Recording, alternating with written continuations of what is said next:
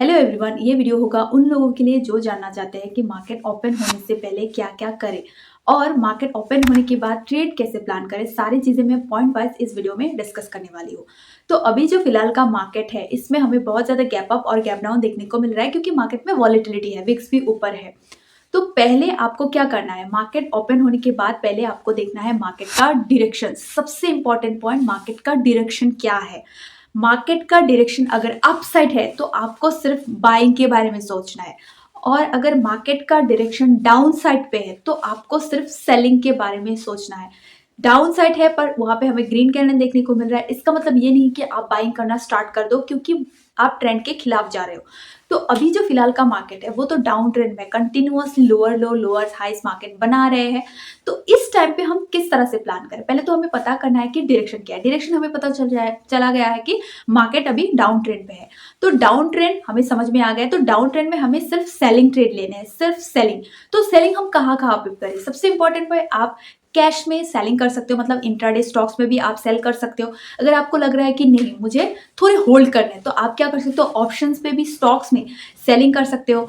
आपको लग रहा है कि मुझे स्टॉक्स ऑप्शंस या स्टॉक्स में इंट्राडे नहीं करना है, मुझे क्या करना है इंडेक्स में करना है, तो आप इंडेक्स को भी रख सकते हो। सेंसेक्स हो गया, बैंक निफ्टी हो गया, निफ्टी हो गया, वहां पे भी आप क्या कर सकते हो, ऑप्शंस बाइंग कर सकते हो नीचे की साइड में, मतलब आपको वहां पे पुट बाय करनी है। और आपको अगर लग रहा है कि नहीं मुझे बाइंग पे इंटरेस्टेड है तो आप क्या कर सकते हो, सेलिंग कर सकते हो। बैंक निफ्टी कॉल शॉर्ट कर सकते हो, निफ्टी कॉल शॉर्ट कर सकते हो।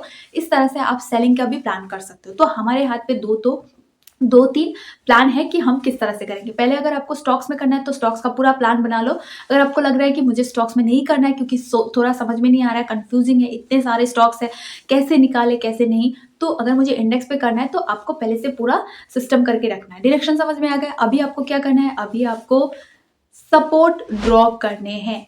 जो नियरेस्ट सपोर्ट है या जो नियरेस्ट, अभी तो रेजिस्टेंस, मतलब रेजिस्टेंस है, बहुत ऊपर रेजिस्टेंस है, बट आपको इनिशियली अभी क्या करना है, ताकि हम नीचे की ट्रेड ले रहे हैं तो आपको सारे सपोर्ट को, नियरेस्ट सपोर्ट को अच्छे से ड्रॉ करना है, कहाँ पे है कहाँ पे नहीं है। क्रूशियल जो नंबर है 50,000 हो गया, 51,000 हो गया, सारी जगह पे आपको लाइन ड्रॉ करनी है अच्छे से। और आप जोन भी मार्क कर सकते हो, अगर स्टॉक्स में करते हो स्टॉक्स में भी आप अच्छे से सपोर्ट को ड्रॉ करो। फिर इंडिया जो रेजिस्टेंस है उसको भी ड्रॉ करो क्योंकि मार्केट फिर से वहां से वहां तक जा सकता है।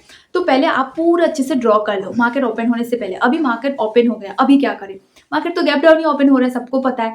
मार्केट देखो कि सपोर्ट पे ओपन हुआ कि नहीं। अगर सपोर्ट पे ओपन होने के बाद किस तरह से वो रिएक्ट कर रहा है, सपोर्ट पे ओपन हुआ है, जैसे कि आपका प्लान है मुझे निफ्टी में करना है या सेंसेक्स में करना है, ठीक है, तो आप देखो कि कहाँ पे ओपन हुआ है, कि सपोर्ट में ओपन हुआ। सपोर्ट में ओपन होने के बाद पहला जो 15 मिनट का कैंडल किस तरह का बना, मोस्ट इंपॉर्टेंट पॉइंट। 5 मिनट में ओपन हुआ, 5 मिनट पे आप कूद गए तो ये सही चीज नहीं है, क्योंकि आपको ट्रेड को होल्ड करना है। अगर डायरेक्शनल ट्रेड कर रहे हो तो आपको होल्डिंग में ध्यान देना है, ना कि शॉर्ट टर्म पे आप स्कैल्प करके निकल सकते हो। बट अगर मार्केट आपके डायरेक्शन पे है, मतलब मार्केट कंटिन्यूअसली जा ही रहा है एक डायरेक्शन पे, तो उसमें हम होल्ड करने में क्या अर्ज है। तो आपको क्या करना है, 15 मिनट आपको वेट करना है पूरा कैंडल प्रॉपर बनने के लिए। सपोर्ट अगर ब्रेक कर रहा है नीचे की तरफ से तो आप रेडी हो जाओ एंट्री के लिए, ठीक है। तो एंट्री आप क्या करो, अगर आप बाइंग कर रहे हो तो मैं आपको रिकमेंड करूंगी कि आप एटीएम पे जाओ, नहीं तो आप इन द मनी पे जाओ, डिपेंड्स ऑन यू। ओटीएम पे थोड़ा अवॉइड करो। तो अगर आपको लग रहा है कि नहीं प्रीमियम्स बहुत अच्छे से मूव कर रहे हैं, देन गो फॉर बाइंग।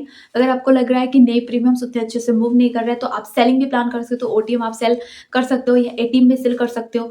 थोड़ा रिक्सी हो जाता है एटीएम, बट अगर आपको लग रहा है मुझे इतना रिस्क नहीं लेना है तो आप क्या करो, ओटीएम ऑप्शन सेलिंग के प्लान कर सकते हो। तो पहले आपको पूरा अच्छे से देखना है 15 मिनट का कैंडल, 15 मिनट के बाद। और सेकंड कैंडल कैसा बन रहा है, सेकंड क्या इनसाइड कैंडल बन रहा है या लॉन्ग, फिर से लॉन्ग रेड कैंडल बन गया है, किस तरह का कैंडल फॉर्म हो रहा है, या कंसोलिडेशन में थोड़ा चला गया है। तो आप लो ब्रेक करने के लिए वेट करो, लो में आप प्लान करो। अगर ये लो ब्रेक करता है तो मैं पुट बाय करूंगा, नहीं तो मैं कॉल शॉर्ट करूंगा। अगर आप चाहते हो कि नहीं मुझे कहाँ पे नहीं जाना है, मुझे इंडेक्स में ट्रेडिंग करना ही नहीं है, मुझे सिर्फ स्टॉक्स में करना है, तो आप क्या करो वहां पर स्टॉक्स में अगर करते हो, ये भी सिंपल है, मैं आपको स्टॉक्स में भी सिखा देती हूँ कि किस तरह से आप स्टॉक्स में सेलिंग कर सकते हो। पहले आपको क्या करना है, यहाँ पे भी सेम चीजें अप्लाई होगी, सेक्टर को ही आपको देखना है कौन सा सेक्टर सबसे ज्यादा गिर रहा है, सबसे ज्यादा कौन सा सेक्टर। तो अभी तो बैंक्स ज्यादा गिर रहे हैं, तो बैंक्स गिर रहा है, मेटल तो उतना नहीं गिर रहा है, फार्मा नहीं गिर रहा है।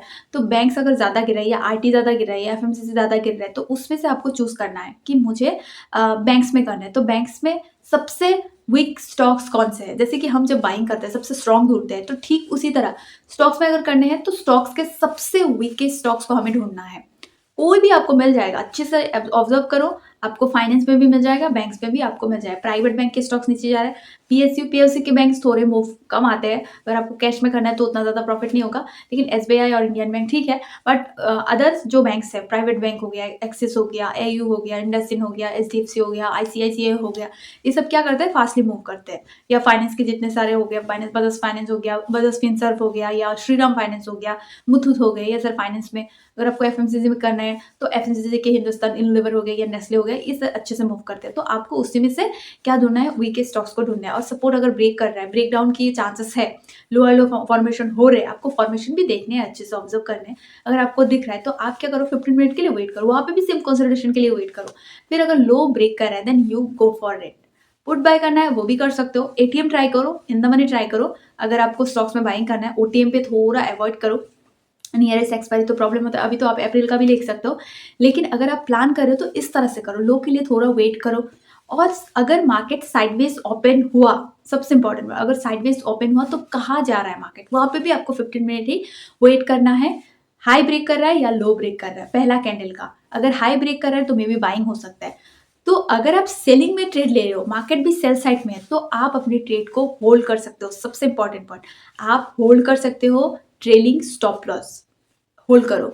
और आपने क्या किया, मार्केट गैप अप ओपनिंग हो गया, क्योंकि अगर सपोर्ट पे कभी कभी ओपन होता है तो गैप अप हो सकता है मार्केट पे। तो गैप अप अगर हो गया, आपको लग रहा है कि मुझे बाइंग ट्रेड लेने हैं जो डायरेक्शन के खिलाफ है, क्योंकि इस तरह से मार्केट डायरेक्टली ऊपर नहीं होता। भी शेप में कोविड में गया था, बट हमेशा ऐसा नहीं होता।